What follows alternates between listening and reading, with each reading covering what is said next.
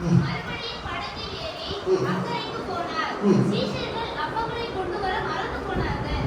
படகிலே அவர்களிடத்தில் ஒரு அப்பம் மாத்திரம் இருந்தது. அவர் அவர்களை நோக்கி, நீங்கள் பரிசேயருடைய புளித்த மாவை குறித்தும் ஏரோதின் புளித்த மாவை குறித்தும் எச்சரிக்கையாய் இருங்கள் என்று கற்பித்தார்.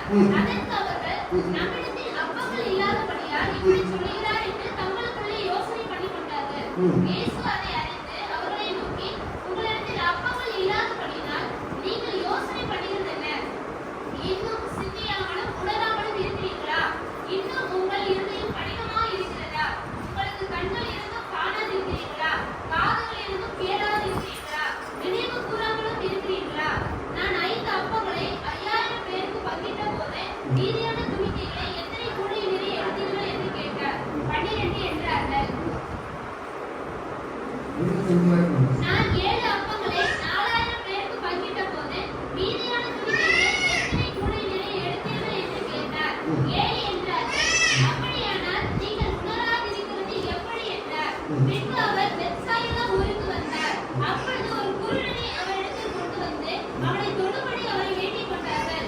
அவர் குருடனுடைய கையை பிடித்து அவனை கிராமத்துக்கு வெளியே அழைத்துக் கொண்டு போய் அவன் கண்களில் உமிழ்ந்து அவன் மேல் கைகளை வைத்து எதையாவது காண்கிறாயா என்று கேட்டார்.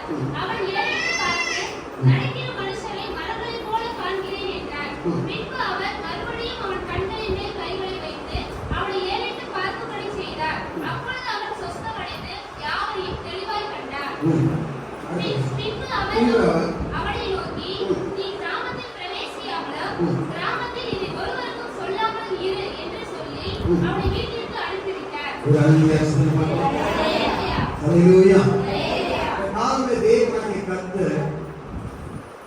உங்களுக்கு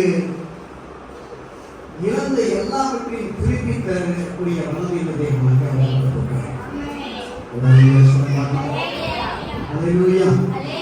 தேவன் நீங்க இழந்த எல்லாவற்றையும் அவர் திருப்பி தருகிற வல்லமையுள்ள அந்த தேவனாக இருக்கிறார். சுவிசேஷ புஸ்தகத்துல மத்தேயு, மார்க்கு, லூக்கா இந்த 3 புஸ்தகத்தையும் சினாப்டிக் காஸ்பல் என்று வேதாந்த கல்லூரியிலே போதிப்பார்கள். அப்படின்னா ஒரே மாதிரி இருக்கக்கூடிய புஸ்தகத்துக்கு பேரு, ஒரே மாதிரி சம்பவங்கள் மத்தேயுவை பார்க்கிறது, மார்க்ல பார்க்கிறது, லூக்காவில் நம்ம பார்க்க முடியும். இந்த சினாப்டிக் காஸ்பல் என்றால் ஒரே மாதிரி இருக்கிறது என்று பொருள். இயேசு கிறிஸ்துவுடைய உயிர்த்தெழுதலுக்கு பிறகு இந்த சுவிசேஷ புஸ்தகத்தை சீசர்கள் எழுதுகிறார்கள். அதை கவனிக்கணும். பைபிள் அப்படியே படிச்சு சும்மா போயிடக்கூடாது. நல்ல புஸ்தகம் படிக்கிற மாதிரி போயிடக்கூடாது. பைபிள் நம்ம படிக்கும் போது வெரி கேர்ஃபுல்லா நம்ம படிக்க வேண்டும். ஒரு ஆமைன்னு சொல்றேன்.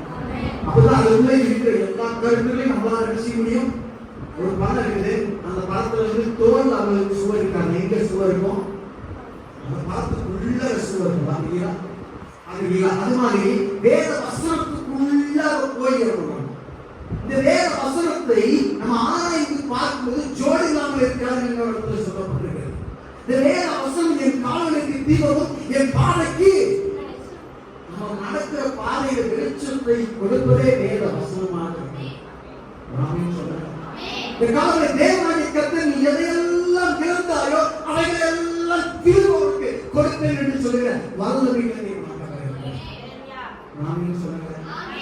வாசித்த இந்த வேத பகுதியை நம்ம பார்க்கும்போது இந்த மத்தேயு, மார்க்கு, லூக்கா 3 பேருமே ஒரு போதனையை போதித்த பிறகு அந்த போதனைக்கு உதாரணமாக இயேசுவுடைய அற்புதத்தை சொல்லி வந்தார்கள். அந்த காலகட்டத்தில் இருந்த அந்த சூழ்நிலையில் இருந்த அந்த குறிப்பிட்ட சபைக்கு இயேசுவுடைய உயிர்த்தெழுதலுக்கு பிறகு இந்த சுவிசேஷ புத்தகத்தை அவர்கள் பிரசங்கமாக எழுதுகிறார்கள். ஒரு பத்திரிகையாளர் அங்கே எழுதுகிறது போல இந்த சுவிசேஷ புத்தகம் எழுதப்படவில்லை. இயேசு இன்றைக்கு காலையில் அவர் குருடனை கண்களை திறந்தார், மதியானம் அங்கே இறந்தவரை உயிரோடு எழுப்பினார். அவர் செய்ய செய்ய எழுதப்பட்டது அந்தந்த புதிய பாடு. அவர் உயிர்த்தெழுந்த பிறகுதான் சீசர்கள் அந்த புத்தகத்தை எழுதுகிறார்கள். அப்படின்னா அவங்க சொன்ன விஷயங்கள் அவருடைய சபையினுடைய சூழ்நிலைக்கு ஏற்றாற்போல பிரசங்கத்தை போதனையை போதித்த பிறகு அதற்கு உதாரணமாக இயேசுடைய அற்புதத்தை அந்த கலையை அவர்கள் எடுத்து சொல்லக்கூடியவராக இருந்தார். இப்ப இங்க பாத்தீங்கன்னா இயேசு கிறிஸ்து அவர் என்ன செய்கிறார்?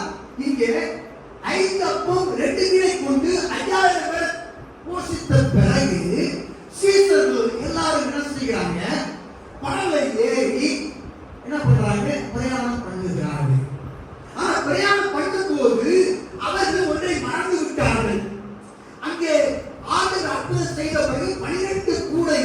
கூடையா மீதி இருந்தது. அந்த 12 கூடை மீதியா இருந்த போது இந்த கீழே இருந்த ஆளுக்கு ஒவ்வொரு கூடை நிறைய அப்பமும் மீனையும் ஆண்டவர் அவர்களுக்கு தந்திருந்தார். ஆனால் இவர்கள் அந்த அப்பத்தை பார்த்த குஷியிலே, சந்தோஷத்திலே அவர்கள் என்ன செய்து விட்டார்கள்? படகுல ஏறும் போது எல்லா கூடையும் அவர்கள் எடுத்து வர மறந்து விட்டார்கள். ஒரே ஒரு கூடையை மாற்றி எடுத்துக்கொண்டு வந்தார்கள்.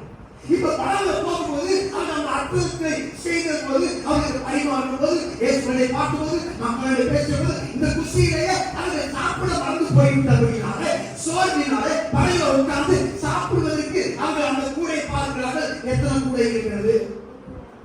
அவர்கள் 11 கூடையை தலையிலேயே விட்டுவிட்டு ஒரு கூடையை எடுத்தவர்களாக, 11 கூடையை எடுக்க மறந்தவர்களாக படகிலே பிரயாணம் பண்ணும்போது அவர்கள் திகைக்கிறார்கள். இந்த ஒரு கூடை, இந்த அப்பமும் இந்த மீனும் எத்தனை பேர் நம்மால் சாப்பிட முடியும்? அவருடைய தக்கத்தை இயேசு கண்டு இயேசு என்ன சொல்லுகிறார் என்றால், எப்பா இப்போதானே நீ கரையிலே நான் 5 அப்பம் 2 மீனை கொண்டு